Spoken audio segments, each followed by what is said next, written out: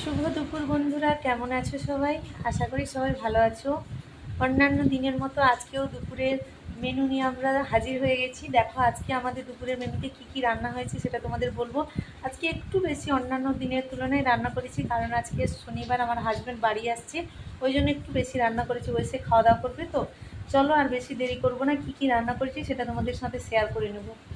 প্রথমে দেখো, শাক ভাজা, কুঁদরি ভাজা, বাঁধাকপির তরকারি, ডাল, ভোলা মাছ আলু দিয়ে ঝাল, আর এখানে আম আর এক টুকরো তিলেবু, কাঁচা পেঁয়াজ, ভাত। এই হলো আমাদের দুপুরের মেনু। তোমাদের কি কি রান্না হয়েছে প্লিজ বন্ধুরা কমেন্ট করো। আর তোমাদের ওখানে কি বৃষ্টি হচ্ছে? আমরা খেতে বসলাম আর দেখো আমাদের এখানে বৃষ্টি শুরু হয়েছে। কি দারুণ একটা ওয়েদার! আর আমরা এত কিছু তার সঙ্গে খাওয়া দাওয়া করবো। চলো সবাই খুব ভালো থেকো, সুস্থ থেকো, টাটা।